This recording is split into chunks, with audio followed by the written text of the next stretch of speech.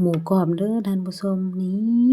เฮ็ดเป็นแล้วหมูกรอบเนาะนี่ข้าวเปียกหมูกรอบอยู่จีนก็มีข้าวเปียกเด้อท่านผู้ชมเด้อหากินยากอยู่เนาะข้าวเปียกเนาะเอามาแต่ลาวพุ่นน่ะนี่นะเส้นนี่นะมาแล้วก็มาใส่ตู้เย็นใส่ช่องฟรีซไว้แล้วก็มาต้มกินท่านผู้ชมแต่ว่าก็มาเฮ็ดหมูกรอบเอาเองนั่นแหละเนาะนี่เลยใหม่ๆสดๆร้อนๆแซ่บๆเนาะหมูกรอบนี่แม่นฝีมือของน้องสาวเพิ่นเฮ็ดเนาะประสบผลสำเร็จแล้ว เฮ็ดหมูกรอบกินเองกรอบๆแซ่บๆโอ๊ยมาๆพี่น้องมากินนำกันพี่น้องต้มข้าวเปียกต้มเส้นก๋วยจั๊บยวนเด้อมาเด้อเพิ่นใส่หม้ออบไร้น้ำมันเนาะท่านผู้ชมนี่แหละแล้วก็